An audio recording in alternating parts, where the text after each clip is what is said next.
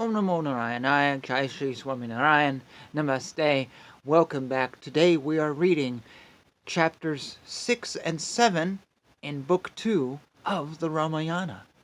Chapter 6 is called Rama's Observation of Rituals.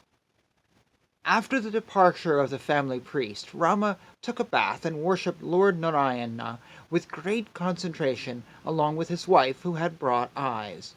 Then, in accordance with the rituals, he held on his head a pot of cooked rice and performed oblations with ghee and havis on the fire to Lord Vishnu.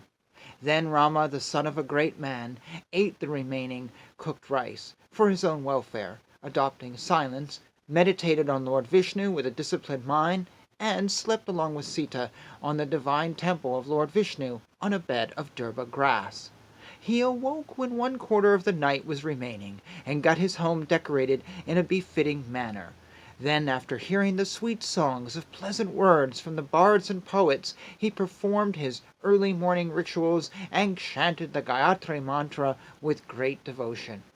Dressed in spotless silk attire, with a deeply bowed head, he praised the killer of Madhu and listened to the purification rites by the Brahmins.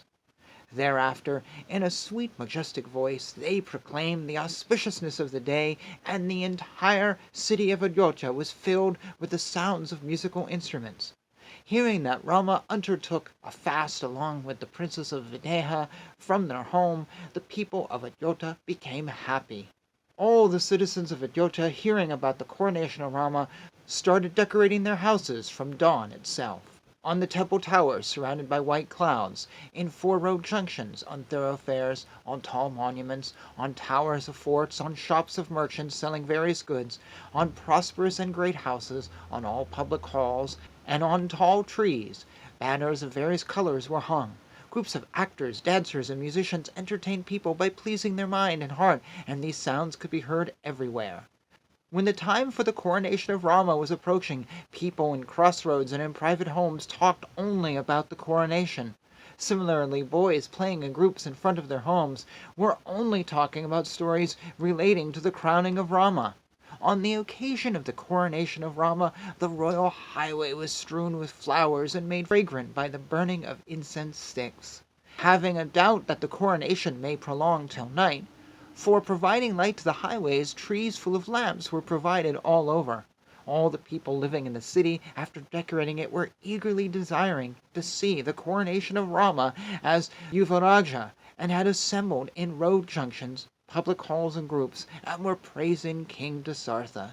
"Oh, our great King Dasartha is the greatest son of the Ikshuvaku clan, and realizing that he has become old, and he is doing this coronation of Rama. We are all blessed to have Rama as our king, since he knows the good and the bad people and will rule for a very long time. Being one without pride, very learned, a follower of Dharma, and a lover of his brothers, that Rama would also love all of us like his brothers. Let the soul of Dharma and the spotless Dasartha live long, for only by his grace we are able to see the coronation of Rama." All these conversations were also being heard by the hordes of people who had come in from the village. At that time the city was overflowing from the crowd of people who had come from the villages from different directions to see the coronation of Rama. Due to the moving to and fro from a huge crowd of men, a noise rose from there which was like the roaring sound of the ocean with a great speed. Crowded by citizens who had arrived from all directions wishing to see the coronation of Rama, Ayodhya resembled a city of Indra, and with the sound generated made it resemble the ocean with all its aquatic animals. Thus ends chapter 6. Chapter 7 is called Mandhara's Advice to Kaikeyi. The family maidservant who was living with her from the time of her birth, without any specific reason, came out of the white palace which shined like the moon. She saw the royal highway of Ayodhya sprinkled with water and spread with flowers from the palace.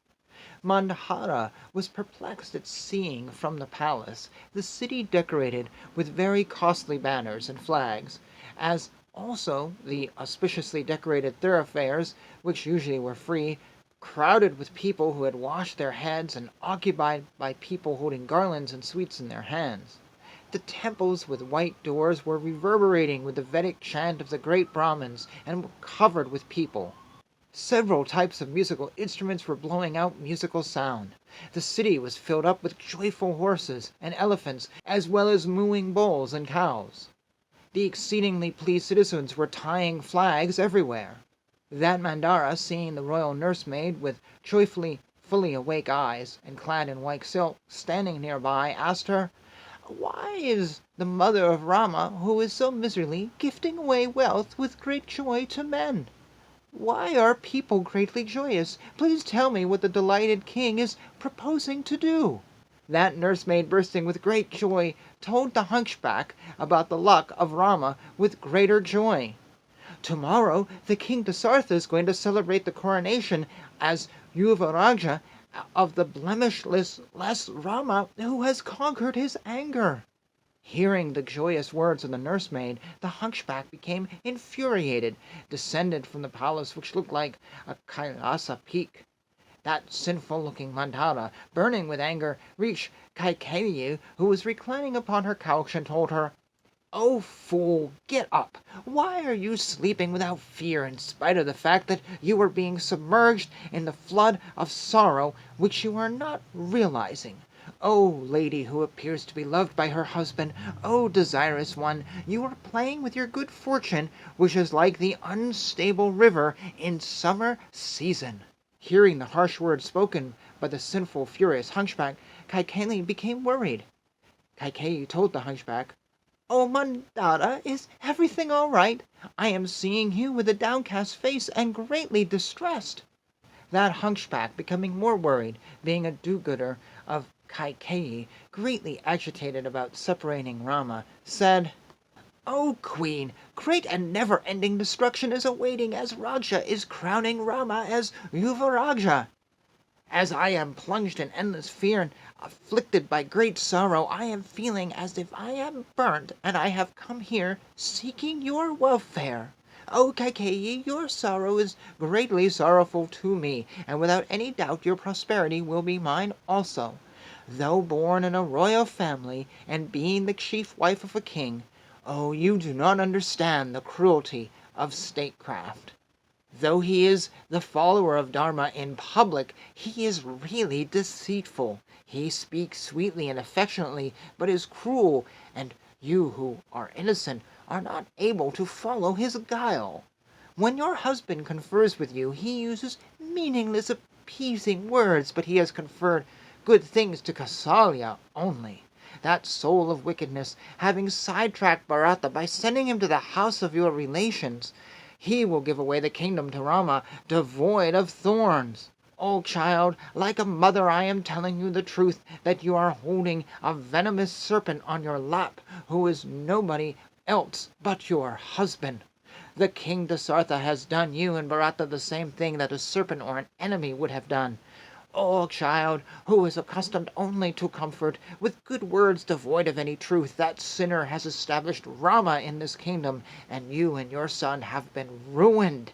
The correct time to act to protect your happiness has come. O lady who is looking with awe, please save yourselves, Bharata, and me." After hearing her words, that Kaikeyi, with a pretty form, who was lying on her couch till then, rose completely with joy like a crescent of the autumn moon. That Kaikeyi, who became extremely pleased, gave a marvellous ornament to the hunchback, causing great surprise to her. After giving the ornament, spoke these words: "O Mandhara, the news that you gave me is very pleasant to me, and the gift that I gave you is for informing this pleasant news. Shall I give you more gifts? I do not make any distinction between Rama and Bharata, and I am happy that Rama is being consecrated as king. O Mandhara, meriting my love, there is nothing more pleasing to me than the news that you gave me, and my joy cannot be easily expressed by words.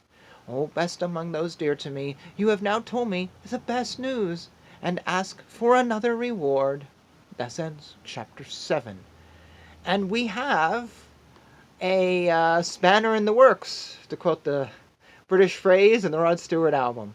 Something is upsetting the coronation, which until now had been going on perfectly, but there is one person who says, don't do it.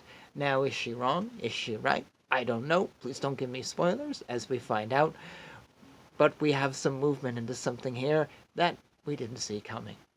Now, I have no idea who this hunchback is. She just kind of appeared out of nowhere, which I wish we knew something more about her, but such is the writing of this.